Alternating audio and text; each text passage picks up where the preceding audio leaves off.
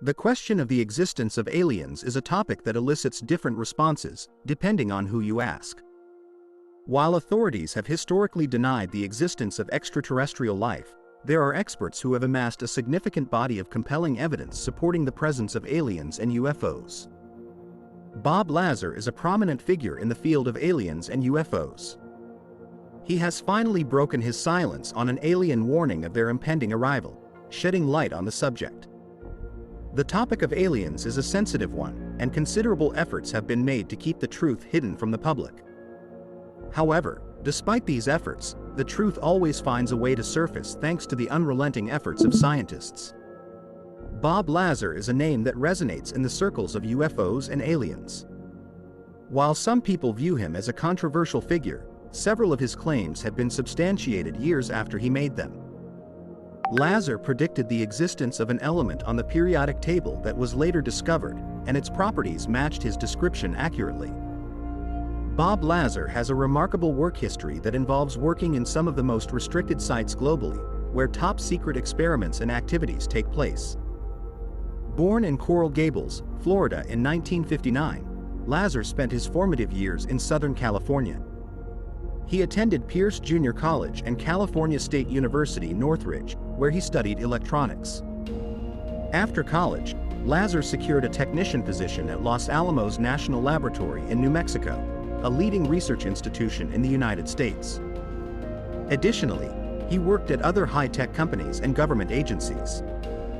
Lazar's fascination with rocketry and propulsion systems began in his early 20s, and he began building his own rocket engines during his spare time.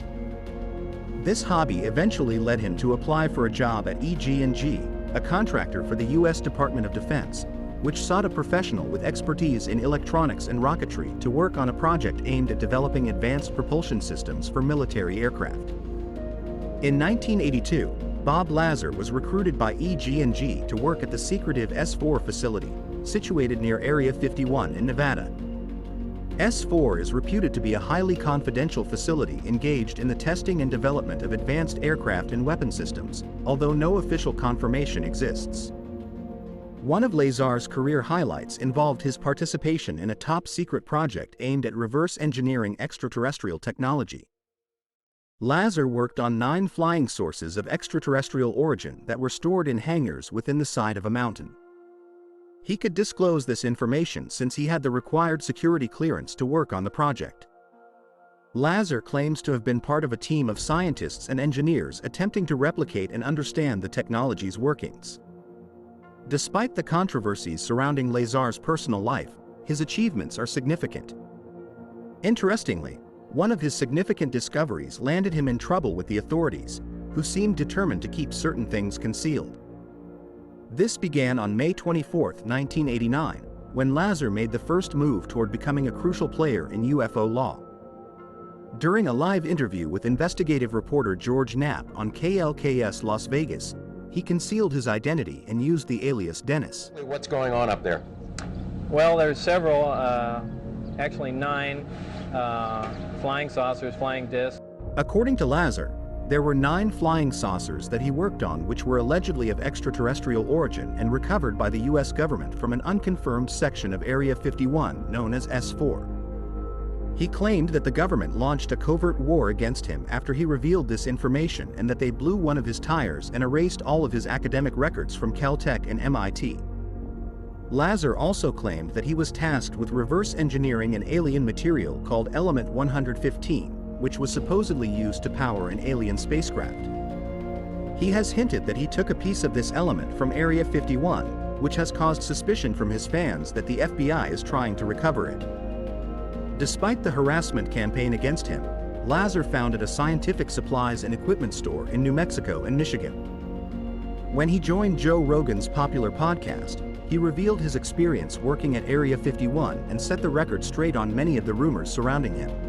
The day Edward Teller, the father of the hydrogen bomb, was giving a lecture down there at the lab.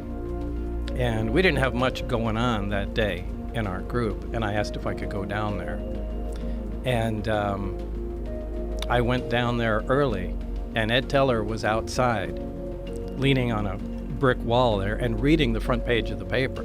Lazar initially didn't suspect anything unusual about his job, but over time he began to realize that he was working on extraterrestrial technology. In particular, he recounted his first encounter with a reactor that generated a gravitational field and powered the spacecraft.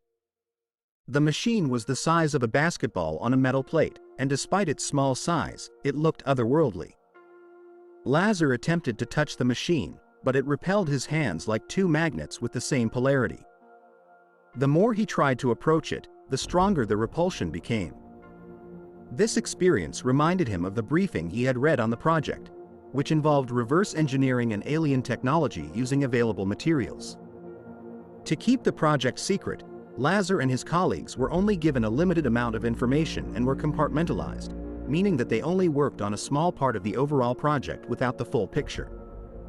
Lazar and his partner ended up working on the power and propulsion system, with only a sparse overview of what the other teams were working on.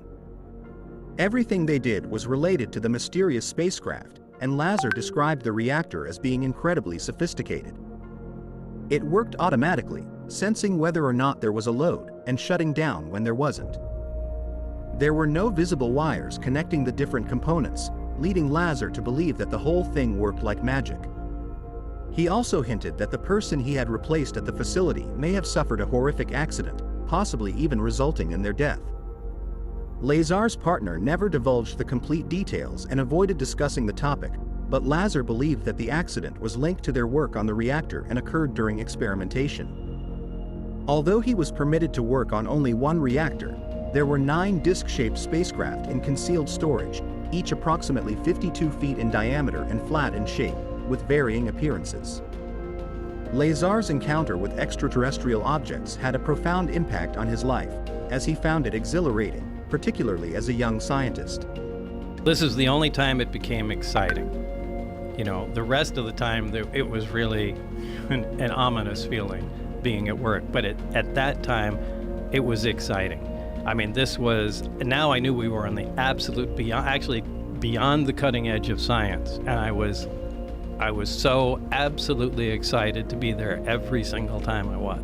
Initially, the excitement of working with the powerful reactor faded away and turned into dread, as Lazar realized the dangers of working with unknown technologies that could produce such strong gravitational forces. Despite working with the machines daily, the acquisition date of the rockets remained a tightly kept secret. Lazar found it surreal that they were tasked with reverse engineering the reactor without any knowledge of its origin. However, sparse documentation suggested that the machines were obtained from the Zeta Reticuli star system, codenamed ZR3. Lazar traced them to the system's third planet, but no information was available on how they were acquired. Zeta Reticuli, a binary star system in the Reticulum constellation, is intriguing due to its similarity to our solar system's host star. The stars are estimated to be between 1.5 and 3 billion years old and orbit a common center of gravity for over 170,000 Earth years. UFO enthusiasts are fascinated with Zeta Reticuli as it is rumored to be home to an alien species that visited Earth in the 1960s and abducted Betty and Barney Hill. Betty drew an astronomical map based on her alleged observations aboard the spacecraft, now known as the Betty Hill star map. Some believe that the Betty Hill star map suggests that the aliens behind the spacecraft came from the Zeta Reticuli star system. When asked if the authorities knew about the origin of the objects, Lazar stated that they never revealed that information. The investigation primarily focused on making the rocket function and discovering the fuel that powered it. This is where things became fascinating. The fuel was a heavy element, later named moscovium, which was not yet on the periodic table at the time Lazar was working on the project. However, Lazar claimed that the element used as fuel in the alien spacecraft was different from the one discovered in Moscow in many ways. Despite spending a significant amount of time at the facility, they could not decipher the inner workings of the alien machines as they appeared to violate all physical laws. Although they could not detect any magnetic fields, the team managed to figure out how to operate the spacecraft, much like how individuals can drive a car without knowing how it works. Lazar described an instance where he witnessed the spacecraft's operating test, and to his surprise, it lifted off silently with only a small corona discharge visible at the bottom. A high-voltage bluish glow discharge, known as a corona discharge, was visible as the alien spacecraft lifted off the ground about 5 to 10 feet. The spacecraft hovered silently and moved in different directions before landing back on the ground. Lazar explained that the craft's gravity bent light around it, causing a distortion of all forms of energy, making it impossible to communicate with the pilot inside. However, Lazar admitted that there was a technology he was not familiar with, which allowed communication with the craft's occupants. Interestingly, test flights of the craft were carried out on Wednesdays because there was less traffic on the highway near the facility, minimizing the chances of unauthorized persons witnessing the tests. Despite the secrecy surrounding the project, some people not employed at Area 51 got to witness the tests. Lazar was eventually dismissed from the project when it was discovered that his wife was having an affair. His home telephone was monitored as part of the security clearance he needed for the project, and his bosses were aware of the affair before he was. The terms of his agreement stated that he must have a stable home life, so he was gradually let go when the affair came to light. However, Lazar was not allowed to move on with his life. He claimed that he was followed around by special agents, causing him a lot of anxiety. After reaching a breaking point, Lazar confided in a few close friends about the work he had been doing. However, to convince them of his claims about seeing and touching alien spacecraft, Lazar decided to bring them to areas near Area 51 on the dates scheduled for flight tests. Lazar testified that he brought carloads of friends to the area on 3 occasions to observe these secret tests, some of which were captured on camera and analyzed by experts. Lazar believes that the aliens who brought the spacecraft could have evolved technologically on a different path and at a different rate than humans, and may have started making progress technologically using element 115 as fuel. He suggests that it's not impossible for them to achieve a progression rate that humans can only dream of, and that technology will eventually fuse with humanity. In fact, Elon Musk's company, Neuralink, is working on a brain implant chip and may start trials on humans this year after successful testing on animals. What are your thoughts on the existence of aliens? Share them in the comments section below.